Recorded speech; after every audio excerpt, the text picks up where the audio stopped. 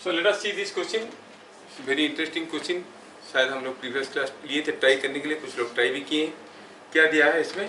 दिया है कि R is equal to A plus B, मतलब A और B का रिजल्टेंट R है, और दिया है कि जो R है उसका मैग्नीट्यूड, जो रिजल्टेंट है उसका मैग्नीट्यूड A की बराबर है। बस डाटा उतना है। पूछा है बताओ what is the angle between 2A plus B and B। 2A plus B और B के बीच में क्या एंगल होगा, ऐसे पूछा गया है। ठीक है, चलिए कोशिश करते हैं। Suppose I consider this as A, मान लो कि ये A है। B कैसा है? B तो दिया नहीं है कैसा है, लेकिन ये मालूम है कि जो R है वो A की मैग्नीट्यूड के बराबर होता है। R कहाँ से शुरू होता है? From the tail of A। तो R टेल ऑफ A से स्टार्ट हुआ, तो R यहीं से कहीं स्टार्ट हो रहा होगा। किधर को ऐसा है कि ऐसा है कि ऐसा है, कुछ भी जानकारी नहीं है, क्योंकि B क्या है मालूम नहीं है। सपोज R ऐसा है, सपोज ऐसा मतलब किसी भी एक डायरेक्शन में दे दिए, ये है R, और ये जो R है इसका मैग्नीट्यूड इसकी बराबर है, मतलब this arrow length are like this. इसका मतलब B कैसा होगा? ऊपर से नीचे की, नीचे से ऊपर। A से B जोड़ो तो R होता है, नीचे से ऊपर। B must be something like this. पता चल गया B इज दिस। कितना लंबा? कोई जानकारी नहीं, कोई जानकारी नहीं है, ये हमारा B है। ठीक है, अब ये फिगर में हम देख रहे हैं कि B क्या है मालूम नहीं है, लेकिन A और R बराबर है magnitude, and A plus B is equal to R। हमें निकालना है angle between 2A plus B। A मालूम है, मुझे 2A बनाना है, तो let me redraw A and add it to this. अब ये A और A मिलके 2A हो गया क्या? यहाँ से यहाँ तक 2A हो गया। अच्छा, ये 2A हो गया। अच्छा, 2A प्लस B मतलब A के साथ एक B जोड़ना है, तो चलो B को जोड़े। वी नो ट्रायंगल, B जैसे था वही ले लिया उठा। ये हो गया B। तो क्या बता सकते हो 2A प्लस B कहाँ से कैसे होगा? It will start from here and go like this, है कि नहीं? 2A plus B is equal to 2A plus B। It is 2A plus B। हमें क्या पूछा गया है? What is the angle between 2A plus B and B। ध्यान से देखें तो ये है B, ये है 2A प्लस B। मुझे ये एंगल की जरूरत है, ये एंगल की, है ना? दोनों के बीच में एंगल क्या है? चलो ठीक है, कोशिश करते हैं। नाउ मैं थोड़ा ये सारा पॉइंट्स को नेमिंग करता हूँ। ये O है, ये P है, ये Q है, और ये R है, ये T है। क्या आपको दिख रहा है कि ये जो OTP है, बढ़िया सा नाम आ गया, OTP and OQR are similar. OTP triangle and OQR triangle are similar. क्या आपको दिख रहा है? कैसे हुआ सर? अरे कैसे हुआ? ये ट्रायंगल को देखो छोटे वाले, मैं आपको बताता हूँ दिखा के। यहाँ पे से दिस ट्रायंगल, ये छोटा वाला, और ये ओ कहाँ से भागे, किधर से बचे? हाँ, ये बड़ा वाला ट्रायंगल और ये छोटा वाला ट्रायंगल सिमिलर है कि नहीं? OTP एंड OQR, क्योंकि ये इसको पैरेलल है ना, तो आप कहोगे कि ये एंगल तो दोनों के कॉमन है। ये एंगल जितना होगा ये एंगल उतना होगा, ऑब्वियस ये एंगल जितना होगा उतना होगा, सिमिलर है। इसमें क्या दिख रहा है? जो OP है, ये OP क्या है? ये OQ का आधा है। OP by OQ is equal to OQ is equal to PT by QR। होगा कि नहीं होगा? होगा ना? OP by OQ is equal to PT by QR। होगा कि नहीं होगा? लेकिन ये जो OP है और OQ है, OQ का है 2 है, OP क्या है? A। तो ये रेशियो क्या हो गया? 1A by 2A, that is 1/2। सो इसका मतलब ये हुआ कि PT बाई QR इज 1/2। मतलब PT जो है वो QR का आधा है। क्लियर? PT जो है वो QR का आधा है, लेकिन QR क्या है? B। मतलब ये जो पॉइंट है ये B का आधा है, ये भी तो B है, ये B का आधा है। तो ये पॉइंट हो गया किसका? B का mid point. T is mid point of B। क्या बात समझ में आया? अच्छा, ये मिड पॉइंट हो गया, सोचो तो ये कैसा ट्रायंगल है? It is a isosceles triangle, क्योंकि दो साइड बराबर है। और आपको ये भी मालूम है कि किसी भी एक आइसोसेलेस ट्रायंगल में ऊपर वाले पॉइंट से मिड पॉइंट को जोड़ो तो ये 90 डिग्री होता है, होता ही नहीं होता है।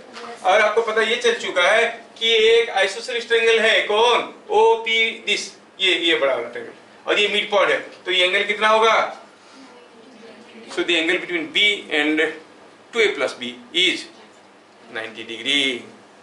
लड़की खुश हो गई, वो कैसे कैसे खींच खींच के निकाले थे। क्या बात समझ में आया? हाँ, SSD आ रहा है? तो can you explain and right, if you want you can write, और आप चाहो तो मैं भी लिख देता हूँ। ये हो गई आपकी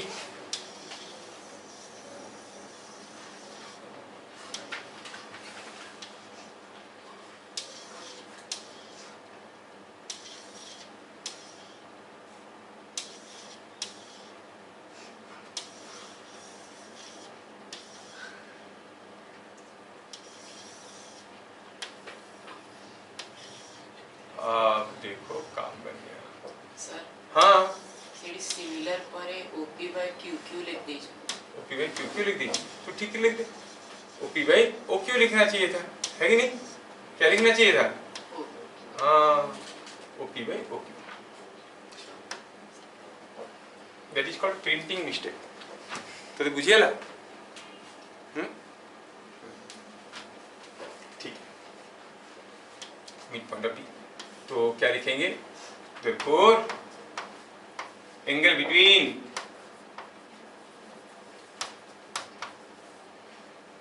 between two A plus B and B is 90 degree, ये एंगल है समझ में? चलिए,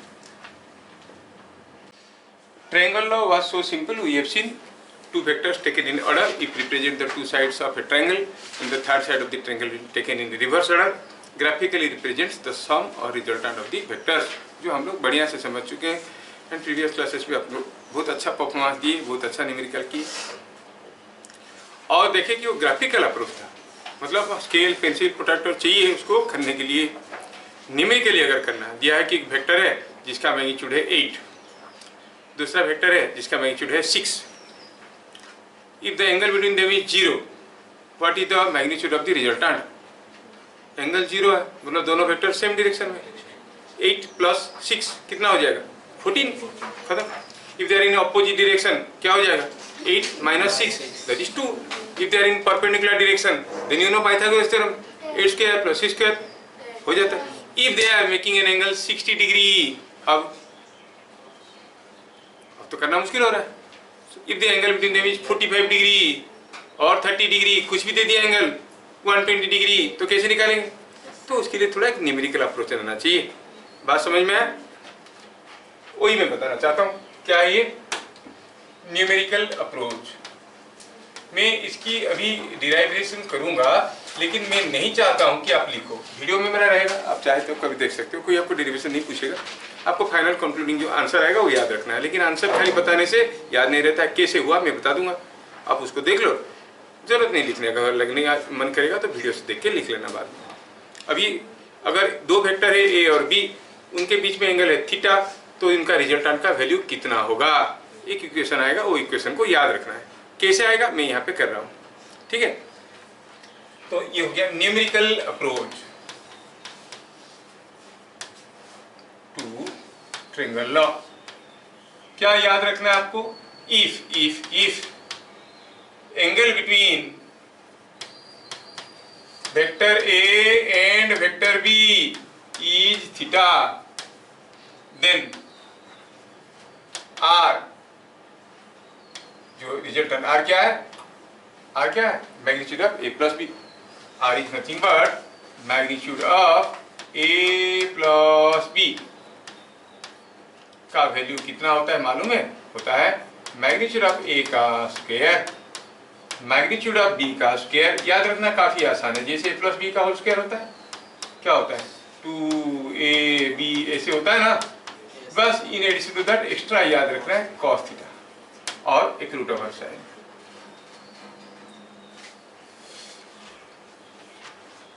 कैसे हुआ अभी मैं बता दूंगा, और कैसे हुआ वाला को आप लोग लिखना मत, देख लो खाली, जरूरत पड़ेगा तो बाद में लिख लेना वीडियो देख के। समझ में आया? तो थोड़ा प्रूफ करके देखें कि वेरीफाई करके देखें, वेरीफाई करके देखें कि ये जो लिखा है सर बताया, सर बोल दिए तो मान लेंगे क्या? नहीं, देखते हैं सही है कि गलत है। सपोज हमारे पास दो वेक्टर है, ये है 6, ये है 8, दो वेक्टर है। क्या बता सकते हो ये दोनों वेक्टर का रिजल्टेंट बी आर कितना होगा? ए प्लस बी कितना होगा वैल्यू? 14 होगा, जो आपको मालूम है। फॉर्मूला से देखते हैं, ठीक है, फॉर्मूला से देखते हैं। फॉर्मूला में डालो, आर का वैल्यू क्या हो जाएगा? आर का वैल्यू हो जाता है ए का स्क्वायर मतलब 8 का स्क्वायर प्लस बी का स्क्वायर, बी का मैग्नीट्यूड का स्क्वायर 6 का square plus 2 into 6 into 8 into cos, what is the angle between them? 0। Cos 0 होता है 1, कॉस 0 होता है 1 हो गया। तो ये 64 36, ये हो गया 48 इंटू 2 इज 96, कॉस 0 तो 1 है। Is not it 196 and whole over what is that? जो आप जानते हो है कि नहीं? मतलब सही है जो फॉर्मूला है। और थोड़ा चेक करते हैं, एक में क्यों भरोसा करेंगे। चलो मानते हैं कि v ऐसा है, अरे 9 हो गया, ठीक है, b को ऐसा कर देते हैं, ये है v, वैल्यू कितना है 6। अब r कितना होगा? बोलो r कितना होगा? दोनों वेक्टर को जोड़ेंगे तो if I add these two vectors a and b, क्या होगा? 8 इधर को है 6 इधर को है, तो कितना हो जाएगा ये? 2 हो जाएगा। अच्छा, अब r निकालो, फॉर्मूला के क्या डालेंगे? दोनों के बीच में क्या एंगल है? 180 डिग्री। तो सब कुछ तो वही रहेगा, कुछ भी नहीं बदलेगा। cos 0 की जगह क्या लिखेंगे हम लोग? cos 180, है ना, cos 180। अब याद रखें कि cos 180 का वैल्यू होता है -1 हो गया, तो ये वैल्यू आ जाएगा यहाँ पर -1, ये हो जाएगा -96। तो कितना हो गया ये? It is coming out to be 4। नहीं, कितना हुआ देखो तो, कितना आ रहा है? 64 से 60 100 माइनस 4, यस 4 का रूट ओवर कितना हुआ? मतलब जो फॉर्मूला है ये आसान है। अब अगर एंगल 60 डिग्री होता तो cos 60 डालते, 30 डिग्री होता तो cos 30 डालते, जो एंगल होता वो डाल देते, इजी हो गया ना। अगर आप लोग अभी इंटरेस्ट दिखाओगे सर ये कैसे हुआ, तो मैं करके भी दिखाऊंगा कैसे हुआ। देखना चाहते हो? हाँ, तुम लोग को आराम करना है, मेरे को काम करना है यहाँ पर। आपसे दिखाए, हम लोग देखते रहते हैं बैठ के आराम से। चलो ठीक है, समझ में आ गया। चलिए मैं आपका करता हूँ।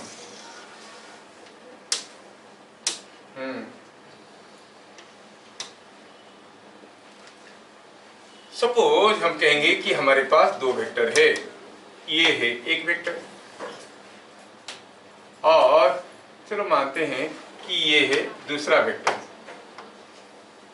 ऐसा, ये है दूसरा वेक्टर कुछ है। अच्छा, ये वेक्टर है A और ये वेक्टर है B, और इन दोनों के बीच में जो एंगल है, क्या बता सकते हो वो एंगल लेस देन 90 है कि मोर देन 90 है? Angle between A and B is less than 90, less than 90, क्योंकि हेड डायरेक्शन से देखते हैं। तो मैं इसको इसे थोड़ा बढ़ाया ये, और मैं थोड़ा काम में लगाने वाला हूँ, तो इसलिए इसको मैं यहाँ से परपेंडिकुलर भी ड्रॉ कर दिया, कोई तकलीफ नहीं। Angle between A and B is this angle, you know. हमें पता क्या करना है? पता ये करना है कि इनका जो रिजल्टेंट होगा वो नीचे से ऊपर की तरफ होगा, और बताना आपको ये है कि what is the magnitude of resultant, ये पता करना है। मतलब you want to know the length of this line, है कि नहीं? समझ में आ गया सबको? चलिए, अब ये जो चीज है यहाँ पे, इसको ध्यान से देखो। आप चाहो तो बाद में इसको लिख सकते हो। सपोज ये पॉइंट का नाम दिया O, ये A, ये B, ये C। अच्छा, क्या आप मुझे बता सकते हो what is OA? OA is nothing but length of this arrow mark which is magnitude of A, नहीं? अच्छा, what is AC? is magnitude of B, AC magnitude of B। अच्छा, ये बात है। और मुझे चाहिए R का मैग्नीट्यूड, मतलब मुझे चाहिए OC। है कि नहीं? इतने ही तो काम है। क्या हम ये नहीं कह सकते कि OC का square is equal to OA plus AB का स्क्वायर, इसका स्क्वायर प्लस इसका स्क्वायर? कह सकते हैं ना, पाइथागोरस थ्योरम। कैन आई से लाइक दिस? Yes, sir. फिर क्या रखा है, इसको एक्सपांड करें, OA का स्क्वायर AB का square twice of OA into AB plus BC का स्क्वायर, है कि नहीं? Yes, sir. देखो तो ये जो AB का स्क्वायर है और ये जो BC का स्क्वायर है, AB का स्क्वायर BC का स्क्वायर क्या दे रहा है? AC का स्क्वायर। कर सकते हैं ना? Yes, sir. दिख रहा है सबको? AB का स्क्वायर BC का स्क्वायर, AB का स्क्वायर BC का square is equal to AC का स्क्वायर। तो इन दोनों को भगाया, क्या मिला? OA का स्क्वायर। इसको और इसको भगाया, ये दोनों को भगा दिया, भगा के क्या लिखेंगे यहाँ पर? AC का स्क्वायर। बाकी जो बच गया क्या? 2OA AB। खत्म कहाँ है कि नहीं? OA क्या है? OA तो मैग्नीट्यूड ऑफ A। ये AB क्या है? AB देखिए, आप अगर यहां तक समझ गए हो तो आगे और कुछ नहीं है। देखो AB क्या है? AB क्या है? AB, अच्छा AB बताते हैं, थोड़ा सुंदर से लिखेंगे तो तुम लोगों को भी अच्छा लगेगा, क्योंकि बाद में तुम लोग पक्का उतारोगे, मुझे मालूम है, छोड़ेंगे नहीं ये लोग। अच्छा, और हमें ये निकालना है, यहाँ पर थोड़ा ध्यान से देखें कि ये जो इन ABC ट्रायंगल में AB बाई AC क्या दे रहा है? B by H। क्या है ये? cos theta. तो फिर AB क्या हो गया? AC cos theta. AC क्या है? AC क्या है? Magnitude of B, so it is magnitude of B cos theta. क्या बात समझ में आया? अब go back to this expression, OA का स्क्वायर, OA क्या है? OA मैग्नीट्यूड ऑफ A का स्क्वायर, AC क्या है? मैग्नीट्यूड ऑफ B का square, twice of OA is magnitude of A, AB is B cos theta. वही तो मैं लिखा था। ये चीज क्या है? OC का स्क्वायर। OC क्या है? Magnitude of R। तो R का वैल्यू क्या हो जाएगा? Root over of this. कितना इजी है ना? हाँ, तो पता चला कि value of R is this. So value of R, magnitude of R is A square plus B square plus twice of magnitude of A, magnitude of B cos theta whole root over. इतना चीज जो मैं आपको बता चुका हूं। अब दो वेक्टर के बीच में कुछ भी एंगल हो, आप फटाफट निकाल सकते हो कि नहीं निकाल सकते? है कि नहीं? है ना? और चलिए ये भी समझ में आ गया आपको, न्यूमेरिकल अप्रोच। दो वेक्टर दिए, इनके बीच में एंगल दिया है, तो you can find out the magnitude of their resultant. ठीक है, ये फॉर्मूला आपको याद रखना है, याद रहेगा। A प्लस बी का स्क्वायर वाला फॉर्मूला क्या है? A square plus B square plus 2AB खाली टू कॉट होल। ठीक है, मैं आपको और एक लॉ समझाता हूँ। एडिशन ऑफ वेक्टर का दूसरा है पॉलीगॉन लॉ। ये क्या है? जो ट्रायंगल लॉ हम लोग देखे, मजेदार था, समझ में आ रहा था, लेकिन उसका एक स्ट्रॉन्ग लिमिटेशन था। क्या? सिर्फ अगर दो वेक्टर को जोड़ना है तो हम करते हैं, if you had only two vectors you can find out sum of two vectors using triangle law. चार वेक्टर दे दिए तो कोई बॉडी के ऊपर 6 ठो फोर्स आ रहा है, तो रिजल्टेंट फोर्स कैसे होगा? तो उसको करने के लिए हमें पॉलीगॉन लॉ की यूज करना पड़ता है। लॉ क्या है आप खुद ही डिस्कवर करोगे। Now you will try to discover the law. मैं आपको, क्योंकि इतना पावरफुल नहीं कि नहीं तो किसी साइंटिस्ट का नाम होता ना, है ना। तो लॉ का स्टेटमेंट पहले हम लिखेंगे बाद में, पहले आप समझ लेते हैं। सपोज हमें ये सारा वेक्टर को जोड़ना है, ये एक वेक्टर हुआ, मान लो A है, ठीक है, और इसके साथ ये वेक्टर को जोड़ना है, ठीक है, और इसके साथ चलो मानते हैं कि ये वेक्टर को जोड़ना है, फिर उसके साथ चलो मानते हैं कि ये वेक्टर को जोड़ना है। ये 3 वेक्टर को जोड़ेंगे तो क्या होगा? बड़ा खतरनाक क्वेश्चन है। ये है ए, ये है बी, ये है सी, तीनों वेक्टर को जोड़ना है। पॉलीगॉन लॉ कहता है 2 की जगह 10 वेक्टर जोड़ना है तो जोड़ सकते हो। हमें ए के साथ बी के साथ सी को जोड़ना है, तो जितना आता है उसके हिसाब से करेंगे। पहले ए और बी को जोड़ देंगे, जो निकलेगा उसके साथ सी को जोड़ेंगे, है ना। चलो मानते हैं कि इसके बाद इसके साथ हम डी को भी जोड़ना चाहते हैं। हमारा मर्जी है कितने भी वेक्टर को जोड़े। चलो और भी वेक्टर जोड़ते हैं, फिर देखो कि कितना इंटरेस्टिंग होता है और लॉ का स्टेटमेंट आपको समझ में खुद ही आ जाता है। सपोज हमें जोड़ना है इसके साथ डी, ये वेक्टर को ही जोड़ना है। कैसे जोड़े? चलो देखो, मैं क्या करता हूँ, ये सारा वेक्टर को थोड़ा ऐसा ले लेता हूँ। हाँ, I want to add this vector. पहले मैं लूंगा ए, क्योंकि मुझे ट्रायंगल लॉ आता है। ट्रायंगल लॉ से मैं पहले ले लिया ए को। ए के साथ मैं जोड़ना चाहता हूँ बी को, तो बी को लेके ए के साथ ऑर्डर में रखूंगा, मतलब बी का टेल को ए का हेड पे रखूंगा। ये हो गया बी, ये हो गया ए, ये हो गया बी। ए और बी को जोड़ने से जो मिलेगा उसके साथ जोड़ेंगे सी को। ए और बी को जोड़ेंगे तो जो मिलेगा, वो जो चीज मिलने वाला है वो चीज कैसे होगा? ऊपर से नीचे कि नीचे से ऊपर? ऊपर से नीचे। ये हो जाएगा कौन सा वेक्टर? ये हो गया ए प्लस बी। क्या ये वेक्टर ए प्लस बी हुआ? सबको समझ में आया? ये अब इसके साथ जोड़ना है सी, तो सी को लाओ, लाके इसके साथ ऑर्डर में रखो, रख दिए सी को इसके साथ ऑर्डर में, आ गया ना। अब ये हो गया वेक्टर ए प्लस बी, उसके साथ जोड़ रहे हैं सी, इसके साथ जोड़ रहे हैं सी, तो ए प्लस बी प्लस सी जो वेक्टर होगा वो कहां से शुरू होगा? वो फिर से यहीं से ही शुरू होगा ऐसे, और खत्म होगा कहां पे? यहाँ पे। होगा कि नहीं होगा? ये वेक्टर हो गया फिर ए प्लस बी प्लस सी। लेकिन हमें अब डी को भी तो जोड़ना है, तो लाओ डी को जोड़ो। किसके साथ? ए प्लस बी प्लस सी के साथ। चलो जोड़ते हैं, डी को लेके आए, डी को भी जोड़े। डी को जोड़ने से A plus B plus C plus D जो होगा वो कुछ ऐसे होगा। होगा कि नहीं होगा? ये हो गया डी, तो ये वेक्टर हो गया A plus B plus C plus D. इसका मतलब ये हुआ हमको ऐसे नहीं जोड़ना चाहिए था। ऐसे नहीं जोड़ना चाहिए था, फिर कैसे निकालना था? अरे ऐसे तो जोड़ना चाहिए था, लेकिन ध्यान से देखो तो ए बी सी डी सब ऑर्डर में है कि नहीं?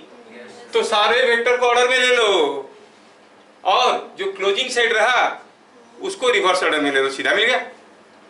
अरे आपको बार बार ये बीच वाले वेक्टर को निकालने की कोई जरूरत नहीं है। That is what is the law. If a number of vectors are given, to find out their sum, take the vectors in order representing the consecutive sides of a polygon. The closing side of the polygon taken in reverse order gives the sum. क्या बात समझ में आया? Yes, sir. तो law तो ही समझ में आ गया, है कि नहीं? अब लॉ का स्टेटमेंट लिखना है, लिख लेंगे। ये थ्रू एग्जाम्पल हम लोग देख लिए, अब स्टेटमेंट को लिख लेंगे। क्या स्टेटमेंट कहता है? कहता है if a number of vectors taken in order represent consecutive sides of a polygon, then the closing side of the polygon, closing side of polygon taken in reverse order graphically represents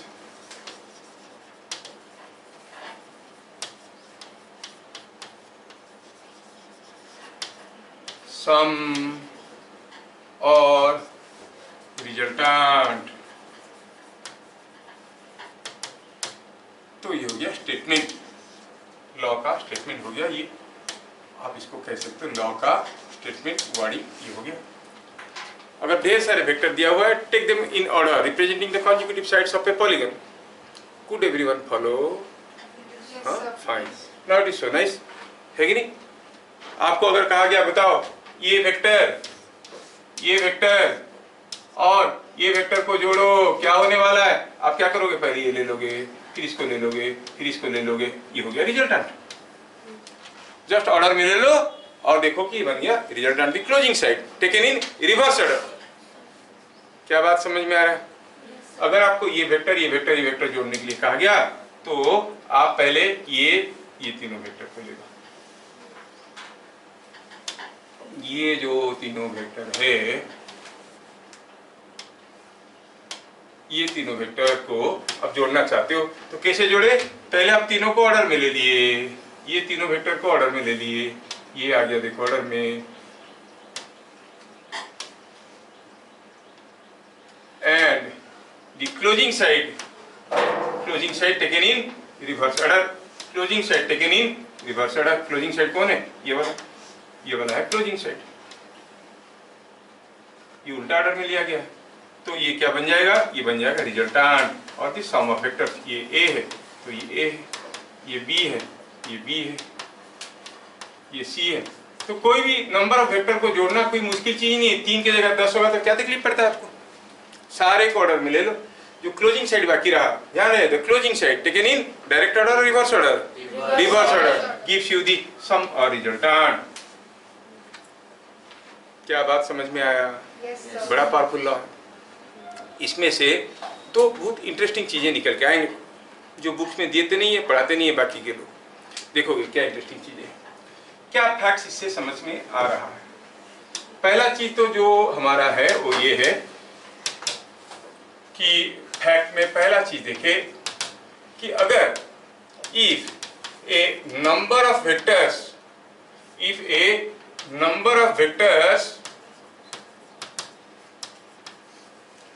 taken in order form a closed polygon, अगर ऐसे लेने में अगर closed polygon बन गया then their resultant is 0, क्योंकि कोई closing side बचा ही नहीं है।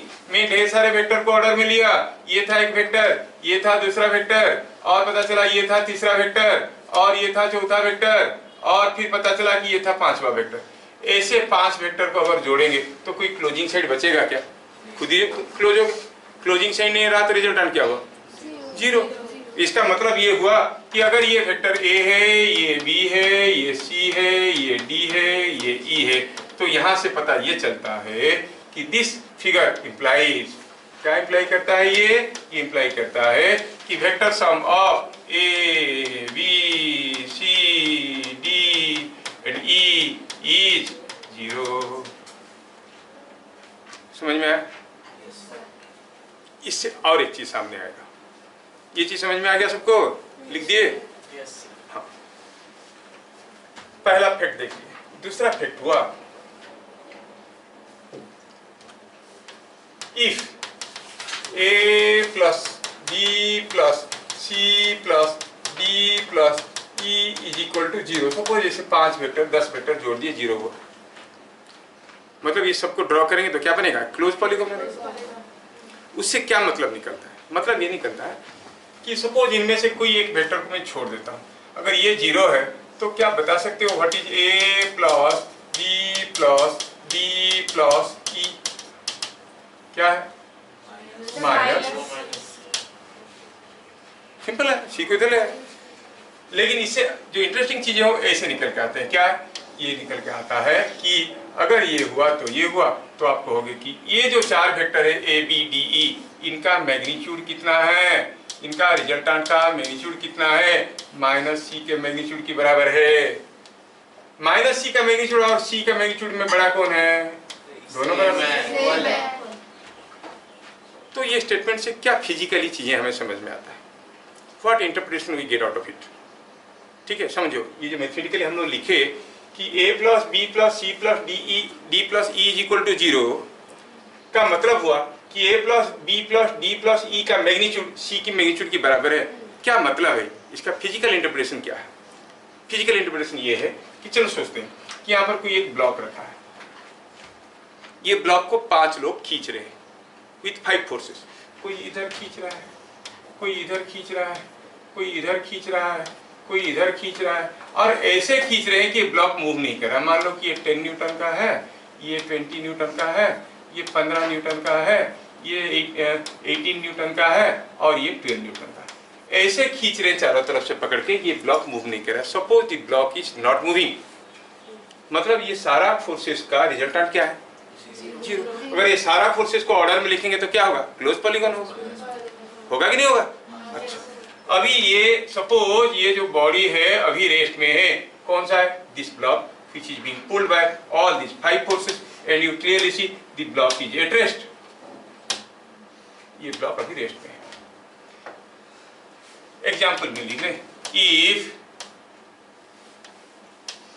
block is at rest, then sum of all forces क्या है? is 0। समझ में आ रहा है? अगर ये ब्लॉक को ऐसे खींचने के बावजूद ये रेस्ट में है, सारे फोर्सेस का रिजल्टेंट क्या है? 0। यहाँ तक तो समझ में आने में कोई दिक्कत नहीं आ रहा है। अब सारे खींच रहे थे, हुआ क्या? एक आदमी जो 15 न्यूटन में खींच रहा था उसका रस्सी टूट गया, 15 न्यूटन वाला फोर्स गायब। रह गए कौन? ये चारों, जैसे चारों पकड़ के रखे थे, पांचों पकड़ के रखे थे। ये अगर इसका रस्सी टूट गया तो फिर भी ये रेस्ट में रहेगा क्या? नहीं रहेगा। किधर जाएगा? In the direction of 15 Newton और इन द अपोजिट डायरेक्शन। समझ में आ रहा है? अगर ये वाला आदमी का रस्सी टूट गया, ये ब्लॉक किधर भागेगा? इधर। अगर 20 वाले का रस्सी टूट गया तो भागेगा इधर। समझ में आ रहा है? क्योंकि बच जाते हैं बाकी सब। अभी अभी तो लिख रहे थे a plus B plus C plus D is equal to 0। तो a plus B plus D plus E क्या हो गया? माइनस सी। सी का उल्टा डायरेक्शन में। Are you getting the physical interpretation? Not only that, अब ये फोर्स कट गया 15 न्यूटन वाला, रह गए बाकी ये सारे जो मिलके 18 न्यूटन, 12 न्यूटन, 10 न्यूटन, 20 न्यूटन, इनका रिजल्टेंट कितना होगा? 15 न्यूटन, जो टूट गया है। समझ में आ रहा है फिजिकल इंटरप्रिटेशन क्या है? Are you getting? अगर बोलेंगे ब्लॉक रेस्ट में था, 15 न्यूटन वाला रस्सी टूट गया, what is the net force on the block now? You से 15 न्यूटन। किधर को? In the opposite direction of 15 Newton. 20 Newton वाला का टूट गया, सारे का मिलके 20। किधर को? 20 के अपोजिट डायरेक्शन में। Are you getting? हाँ, तो एक फोर्स को रिमूव कर देंगे, बाकी का रिजल्टेंट उसके बराबर हो जाएगा। a plus B plus D plus E is has a magnitude equal to magnitude of c।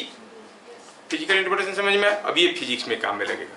कोई बॉडी के ऊपर 4 फोर्स लग रहा था, एक फोर्स गायब हो गया, तो इसका एक्सीलरेशन क्या हो जाएगा? नेट फोर्स क्या है? जिसको गायब किए हुई, आर यू गेटिंग? जिसको गायब किए हुई। आपको मालूम है acceleration is equal to force by mass? थोड़ा थोड़ा हम सुने होंगे, force is equal to mass into acceleration, कभी कभी बचपन में पढ़े होंगे, कहीं तो नहीं मालूम। अभी तो बचपन में है, और बचपन में कहाँ गया और अब नीचे कहाँ जाएंगे? तब तो एक पर एप्पल पढ़ाते थे, नहीं? तो एनीवे, अभी क्या आपको ये चीज बढ़िया से समझ में है? पहले बताओ, कुड यू फॉलो? मैं आपको जेई का एक क्वेश्चन देता हूँ, यू विल अंडरस्टैंड। सपोज यहाँ पर कोई एक स्प्रिंग है, और ये स्प्रिंग से यहाँ पर एक ब्लॉक झूल रहा है, ब्लॉक के नीचे और एक ब्लॉक झूल रहा है। ये क्या है? ये 2 kg का ब्लॉक है, और ये क्या है? 3 kg का ब्लॉक है। सब कुछ रेस्ट में है, एवरीथिंग इज एट रेस्ट। क्या आप जानते हो कि स्प्रिंग जब इसे खींचा गया होगा, स्प्रिंग भी खींच रहा होगा, इसको ग्रेविटी भी खींच रहा होगा, नहीं? इसका वेट भी खींच रहा होगा। अच्छा, अगर हम कहेंगे यहाँ का थ्रेड को तोड़ देंगे, क्या 2 kg जहां था वही रहेगा कि नीचे आ जाएगा कि ऊपर चले जाएगा? ऊपर जाने के लिए कोई फोर्स तो चाहिए। What force pulls 2 kg up? 3 kg का जो वेट है, यही रोक के रखा था। क्योंकि अभी जो 2 kg ब्लॉक है, वो 2 kg ब्लॉक को क्या क्या फोर्स था? एक तो स्प्रिंग खींच रहा था, कितने फोर्स में कोई जानकारी नहीं। एक तो ग्रेविटी खींच रहा था, उसका 2 kg का वेट, नहीं, इसको क्या कहते हैं? 2 kgf कहते हैं, 2 kgf, और 3 kg भी खींच रहा था। अगर हम कहेंगे कि 3 kg वाला टूट गया, तो बाकी जो फोर्स रहेंगे इन दोनों का रिजल्टेंट, अब ये कितना है मालूम नहीं है, रिजल्टेंट कैसे निकालेंगे? लेकिन तीनों मिलकर इसको रेस्ट में रखे थे। 3 kg गायब हो गया, मतलब जो फोर्स होगा 3 kg का फोर्स होगा, 3 kg का वेट का बराबर फोर्स होगा। Are you getting? So the force once you cut this thread, इसके ऊपर जो फोर्स आएगा that is equal to net force जो आएगा that is equal to weight of the 3 kg block. Concept समझ में आ रहा है? ये पॉलीगॉन लॉ का एप्लीकेशन। धीरे धीरे हम लोग बेसिक्स बना रहे हैं, तो जब न्यूमेरिकल करेंगे तब देखेंगे। बाकी लोग क्या करेंगे, वो निकालेंगे, इसको निकालेंगे, उसको निकालेंगे, उनका तरीका पूरा मेरे से अलग रह जाएगा। शुरू में तो 2 का पहाड़ा हर स्कूल में बराबर बताते हैं, 2 2 जा 4, 2 3 जा 6। 2 3 जा 6 का मतलब क्या होता है? अरे 2 मल्टीप्लाई बाय 2 3s, 2 2 3 इज इक्वल टू 6। हम लोग मतलब तक नहीं समझते कभी कभार, रट्टे मार के निकल आते हैं, क्योंकि सिखाते हैं स्कूल में ऐसे ही करो। Jack and Jill went up a hill to fetch a pail of water. पढ़े कि नहीं पढ़े? वाई वो जैक एंड जील का क्या माथा खराब था, वो किसी एक हिल के ऊपर जाएंगे पानी लाने के लिए। कोई जाता है और देखाएगा फिगर में आपको ऐसे हिल मिलेगा, यहाँ कुआं मिलेगा, ये आया, इधर पानी निकला। कोई पागल है क्या, पहाड़ के ऊपर जाता है पानी लाने? Jack and Jill went up the hill to fetch a pail of water. Why so? कोई पूछा है कभी? कहाँ जाना है? डाउन दी हिल जाना चाहिए ना, हिल के टॉप में गए, वहां से पानी लाया लेकर। पढ़ाते सब पढ़ते। कहीं पूछे हो क्यों सर ऊपर क्यों गए थे पानी लाने? कोई जाता है इधर पानी लाने? वो तो ज्यादा पानी मिलेगा, देखा? पहाड़ के ऊपर उसको पानी मिलेगा। लेकिन हम पढ़ते हैं, पढ़ाते हैं। We have never asked. That's the way the trend is going. खैर, तुम लोग सोचना, मेरे को बताना। Why they went up the hill to fetch a pail of water? Anyway, तो could we follow polygon law also? अच्छा, हाँ, फिर मैं आपको बताने वाला हूँ what is subtraction of vector.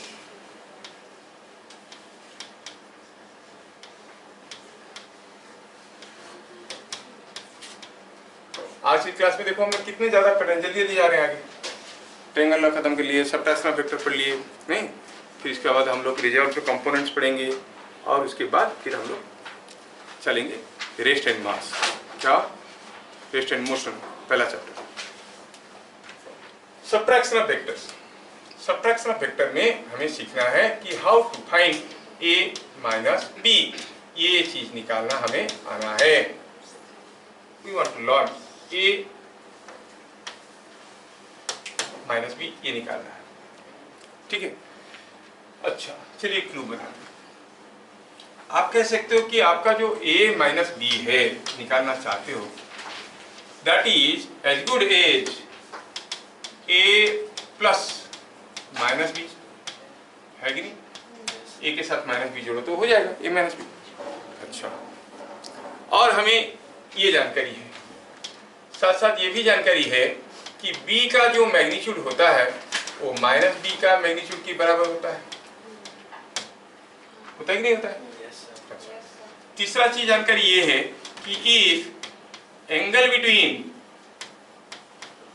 A and B is theta, then angle between A and minus B क्या हो जाएगा? क्या हो जाएगा सोचो तो। ए और बी के बीच में ये हो गया ए, ये हो गया बी, है ना? और ये ए, ये एंगल है थीटा, और ये हो गया माइनस बी। ए और माइनस बी के बीच में एंगल इज 180 माइनस थीटा।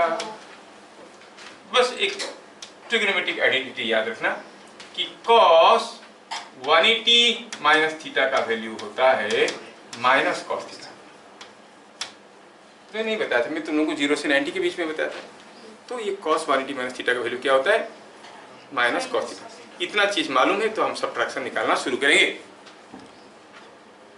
देखो तो a minus B equal A plus minus B, समझ में आ रहा है? b का मैग्नीट्यूड माइनस b का मैग्नीट्यूड बराबर है, समझ में आ रहा है? If angle between a and b is theta, then angle between a and minus b is 180 minus theta. ये भी समझ में आ रहा है। और ये जानना है कि cos 180 minus theta is equal to minus cos theta. इतनी ये जानने के बाद अगर नहीं भी मालूम है तो आप क्लेवर बनो, ऊपर लिख दो वी नो दैट। किसको थोड़ी मालूम है, तुमको मालूम है कि नहीं?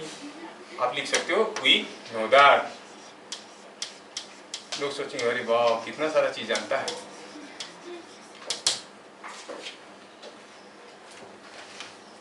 हो गया? सूरज मालूम था इससे पहले? तो तुम लिख देना यू नो दैट, मतलब हाँ सर, हम बोलेंगे हम तो जानते हैं, ठीक है। हुआ? अब हम निकालना चाहते हैं what is a minus B. Let us proceed. हमें निकालना है क्या? हमें निकालना है what is a minus B. Suppose this is what is a and suppose this is what is b। कुछ भी ले लो, ये ले लो b, ये हो गया b। a से b को माइनस करना है। नेक्स्ट है कोई भी दो वेक्टर है, it is same as a plus minus b, तो a ले आया यहाँ पे, a प्लस माइनस b, तो a ले आओ यहाँ पे। a के साथ क्या करेंगे? प्लस करेंगे। किसको? माइनस b को। तो माइनस b को प्लस करेंगे तो b को ले आओ यहाँ पे, और b को करो उल्टा, b को करो उल्टा, तो ये हो जाएगा a माइनस b, ये हो गया माइनस b, है कि नहीं? अगर ये हो गया b तो ये हो गया माइनस b। अब इन दोनों को जोड़ना है, जोड़ना आता है हमें? क्या करना होता है इसके लिए? You have to go for a, और you have to go for a के साथ ऑर्डर में लेके जोड़ना होता है माइनस b को, a के साथ ऑर्डर में लेके माइनस b को जोड़ना होता है। चलो माइनस b को लाएं, ऑर्डर में लाएं, इसके साथ जोड़े, ऐसे ही हो गया a के साथ माइनस b को ऑर्डर में जोड़े, तो जो a माइनस b हुआ इसका और इसका जो रिजल्टेंट होगा that will be somewhat in this direction. तो ये चीज क्या बन गया? a प्लस माइनस b और a माइनस b, जिसको हम कहेंगे डिफरेंस, वो था सम। सम को रिजल्टेंट कहते हैं, जिसको कहेंगे डिफरेंस। क्या है डिफरेंस? a minus b। तो कोई भी दो वेक्टर दिया है तो आप उसका डिफरेंस निकाल सकते हो, एक को उल्टा करके जोड़ देना उसके साथ, है कि नहीं? तो हमें a माइनस b निकालना आता है। We know how to find a minus b। पहला स्टेप जो हमें समझ में आया, you know how to find the difference of two vectors। कोई भी दो वेक्टर देंगे तो आप उसका डिफरेंस निकाल सकते हो क्या? निकाल सकते हो, करेंगे, क्वेश्चन आएगा उसके ऊपर। दूसरा हुआ, तो यहाँ पर हम एक नया टर्म लिए हैं, क्या? d। क्या बताएं यहाँ पर? d मतलब डिफरेंस। डिफरेंस क्या है? डिफरेंस ये वेक्टर है, k से निकलता है a minus b, d is a minus b। आया समझ में? सबको समझ में आया? d का मैग्नीट्यूड क्या होगा? चलिए देखते हैं। If angle between a and b is theta,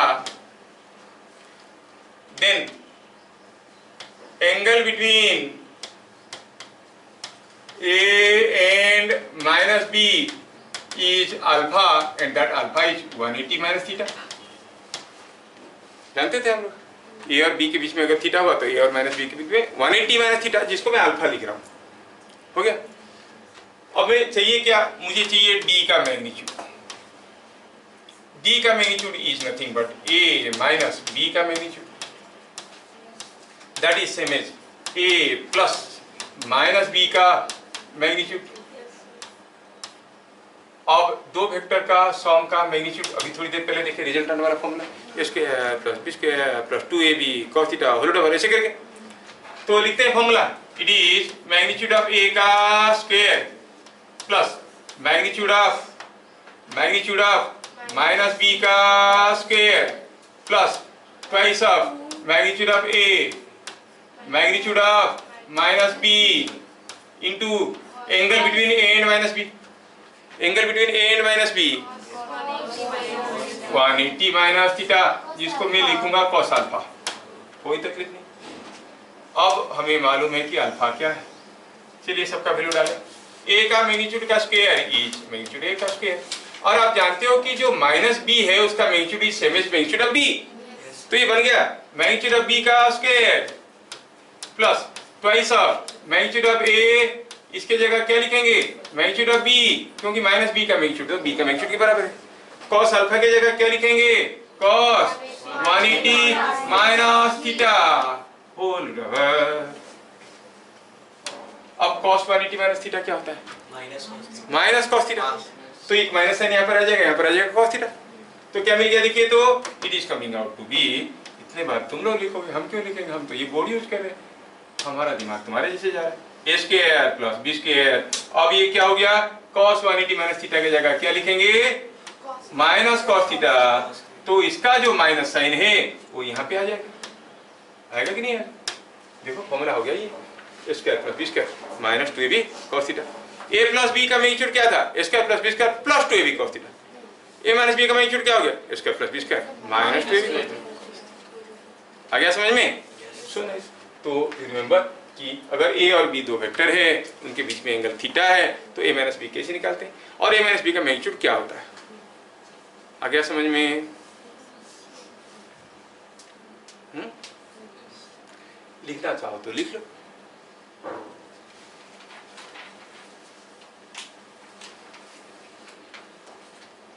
And I'll give you some small questions now to try them out, ताकि आप चीजों को समझिए बढ़िया से।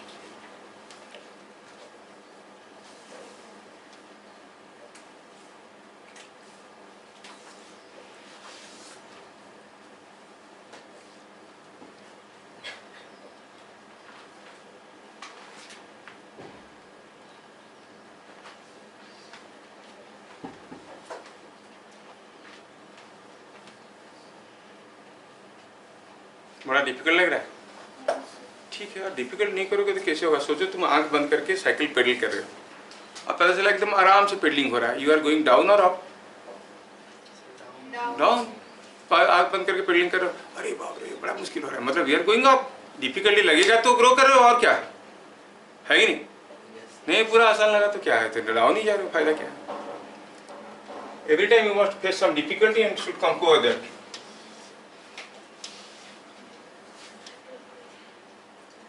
जो लोग इस चीज को डर जाते हैं वो नहीं कर पाते, दिमाग टिनटिना जाएगा और अरे कौन इतना मेहनत कर रहा है,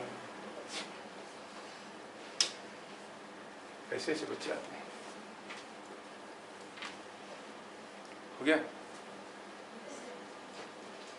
काफी और भी बच्चे आते हैं, अभी कल भी आए थे, 3-4 दिन पहले और भी आए थे, एक दो वीडियो देता हूँ, फिर क्वेश्चन पूछता हूँ, कुछ नहीं बोल पाते, मना करता हूँ, simply don't come.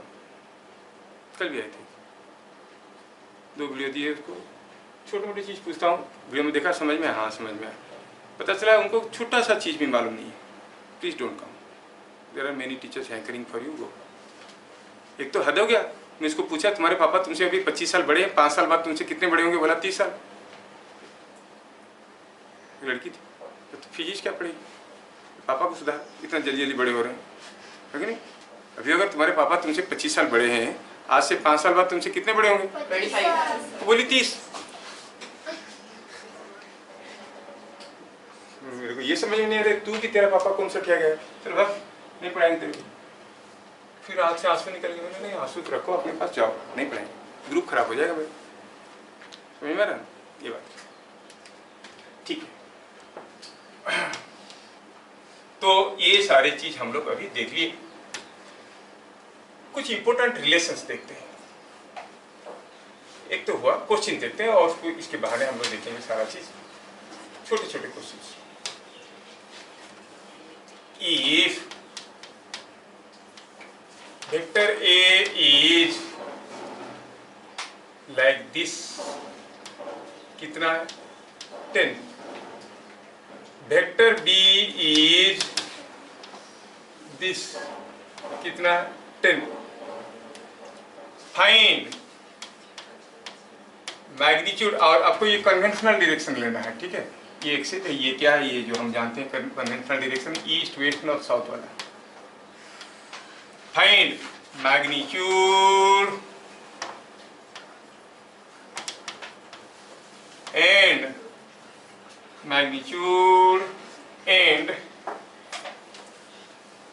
Direction of A minus B. कर सकते हैं क्या, क्यों नहीं कर सकते। ए भी 10 है, बी भी 10 है, क्या ए माइनस बी 0 होगा, नहीं, वो डिपेंड करता है कैसा है कि नहीं। अच्छा, दूसरा क्वेश्चन, ये क्वेश्चन नंबर 1 था। If 2 vectors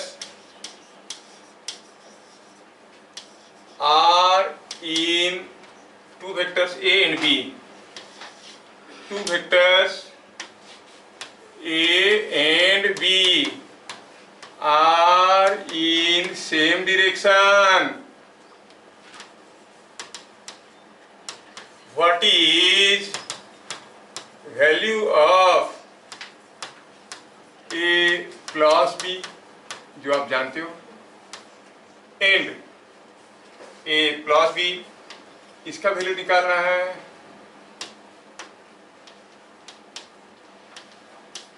A minus B का मैग्नीट्यूड, दोनों सेम डायरेक्शन में, तो A प्लस B का वैल्यू कितना होगा, A माइनस B का वैल्यू कितना होगा, इन टर्म्स ऑफ, कैसे लिखना है, magnitude of A and magnitude of B। आपको बताना in terms of magnitude of A, magnitude of B, इसका वैल्यू क्या होगा, इन टर्म्स इसका वैल्यू क्या होगा। कर सकते हो क्या, कोशिश करना। अगला क्वेश्चन, सेम क्वेश्चन को रिपीट करने वाला हूँ, फिर सर चेंज लाऊंगा मैं।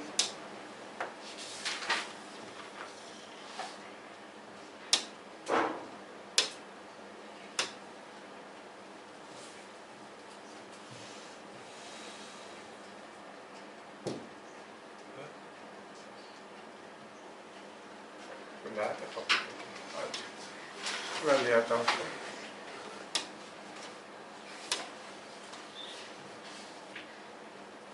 If two vectors are in A and B are in opposite direction, coaching तो आपको मिल जाएगा, वीडियो में भी मिल जाएगा। Find A plus B and A minus B का मैग्नीट्यूड, समझ में आया। अच्छा, ये क्वेश्चन नंबर 3 था, पक्का करके लाना अगले क्लास। क्वेश्चन नंबर 4, हाँ और क्या,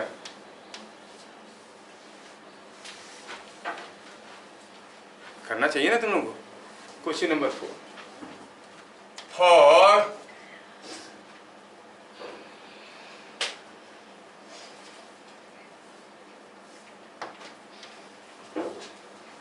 if A is perpendicular to B, what is more, A plus B का मैग्नीट्यूड और A माइनस B का मैग्नीट्यूड कौन बड़ा है। क्या दिया है, A और B आपस में परपेंडिकुलर है, समझ में आया। अच्छा, question number 5,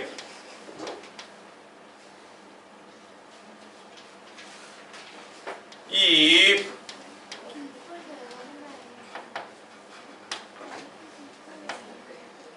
a person or a car was moving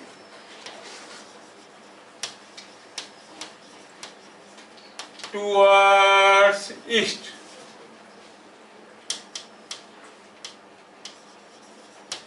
with 10 meters per second,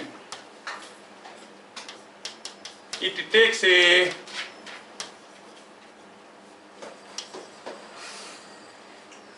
left turn and moves with same speed,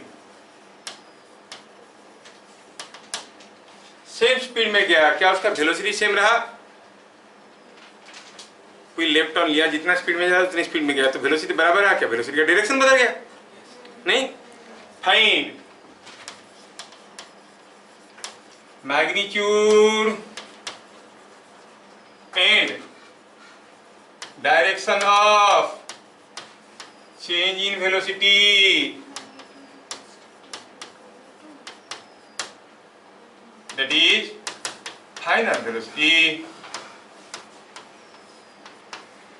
minus initial velocity।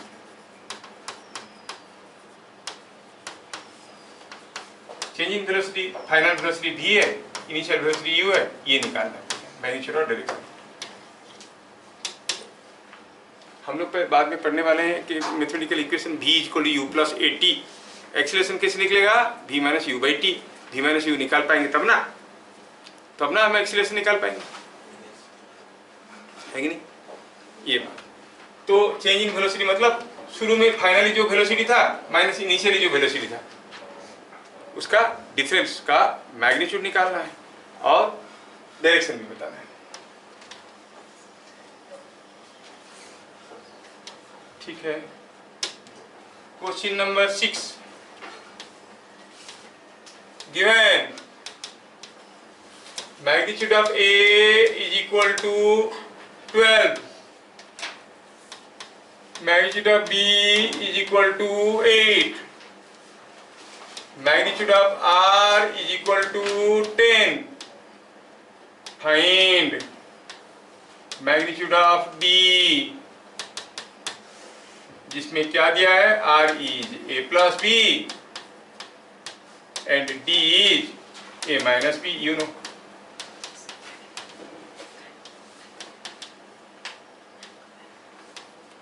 ए का वैल्यू दिया है, बी का वैल्यू दिया है, आर का वैल्यू दिया है, डी का वैल्यू पूछा।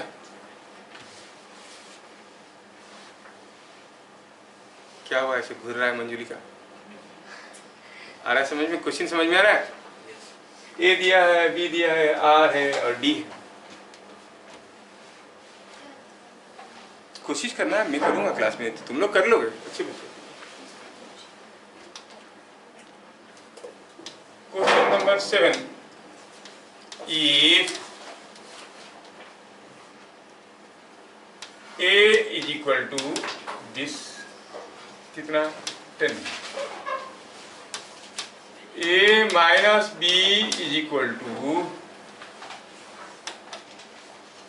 A minus A B दिया है A minus B is equal to ऐसा है, कितना है, ये भी 10, फाइंड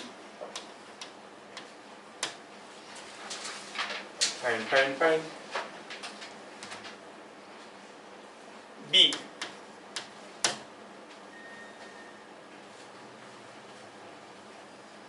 बी बताना है और मैग्नीट्यूड।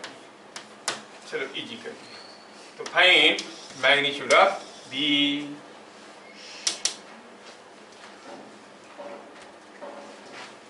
कर पाओगे? कितना सिंपल है, ए और ए माइनस बी कर दिए, दे दिया है। पूछा, बताओ what is magnitude of B.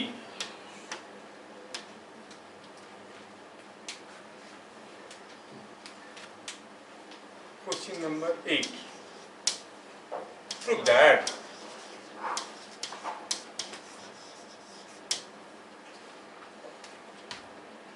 if A is equal, magnitude of A is equal to magnitude of B, if magnitude of A is equal to magnitude of B, prove that A plus B is A plus B जो vector है that is perpendicular to A minus B, proof करना है। A plus B vector A minus B vector को perpendicular है। कोशिश करो हो जाए।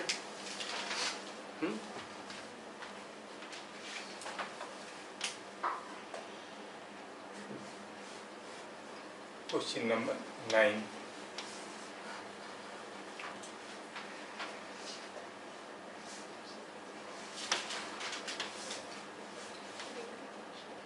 एट का क्वेश्चन देखना है।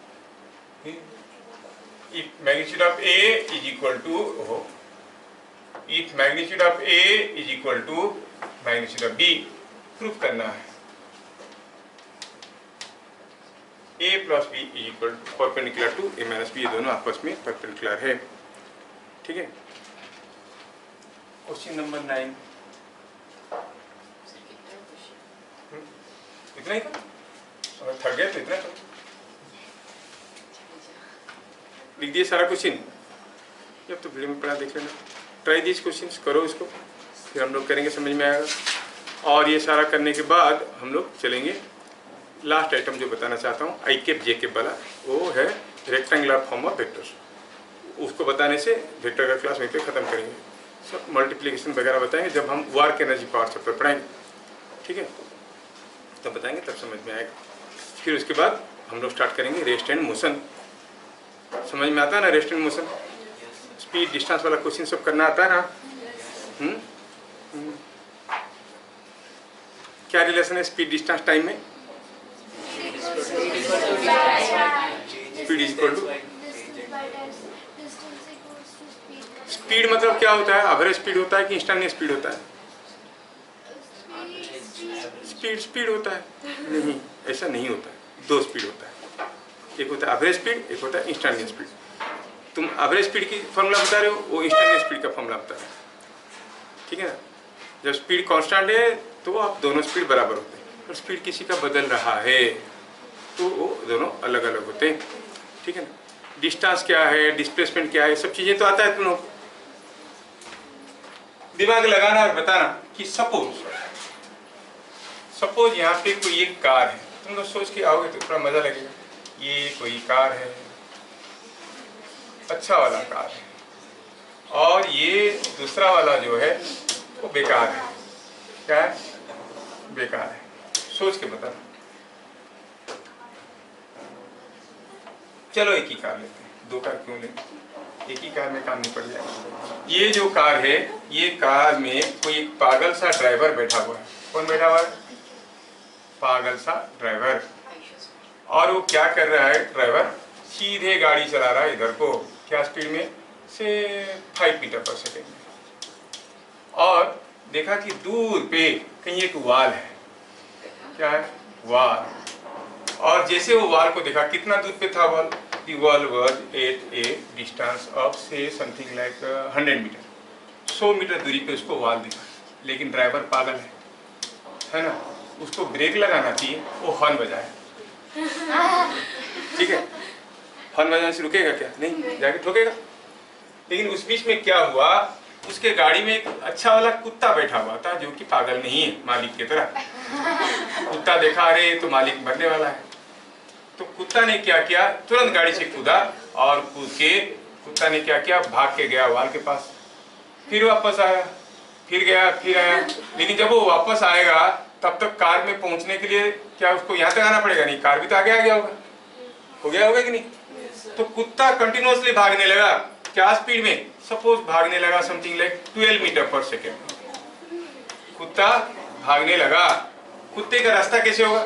कुत्ता पहले ऐसे जाएगा, वाल तक जाएगा ना, फिर वापस आएगा कार तक, फिर वापस जाएगा वाल तक, फिर आएगा कार तक। बार बार भाग के वाल के पास जाता है, मालिक के पास आता है, जानता है कि मालिक अभी मरने वाला है, मालिक का तो अभी मरेगा नहीं।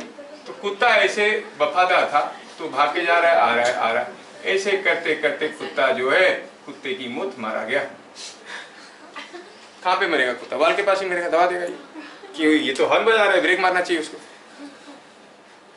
ये स्पिरिचुअल में पूरा स्पिरिट डाल के रखा है। समझ में? अब क्वेश्चन ये है कि मरने से पहले कुत्ता कितना दूर भागा? Find distance run by dog before it meets God. Speed and distance का है। क्वेश्चन समझ में आया? क्वेश्चन तो है। क्वेश्चन फिर से बता देता हूँ। कोई कार, पागल का ड्राइवर है, 5 मीटर पर सेकंड में जा रहा है, 100 मीटर दूरी पे वाल को देखा। वाल को देख के जब भाग रहा था, ब्रेक की जगह हॉर्न बजाया। कुत्ता को पता चल गया ये मालिक के साथ रहे तो जान जाएगा। उतरा कुत्ता, मालिक के कार से भाग के गया वाल तक, फिर वापस कार तक, वाल कार वल कार वल कार वल कर वल कर वल कर वल कर वल कर। ये total distance run by dog. अच्छा, कोई बताएगा कुत्ता का डिस्प्लेसमेंट कितना हुआ? स्टार्ट यहाँ से किया था, मर गया वाल के पास, डिस्प्लेसमेंट इज 100। डिस्टेंस कितना जाएगा? डिस्प्लेसमेंट नहीं, मतलब you have to find out total length of this. तो तुम लोग आता है स्पीड डिस्टेंस, तो मैं कुछ इलेक्ट्रो दे दिया, सोचना इसके ऊपर। What is the total distance run by the dog? Try करो। फिर मिलते हैं अगली क्लास, तब तक के लिए जय हिंद।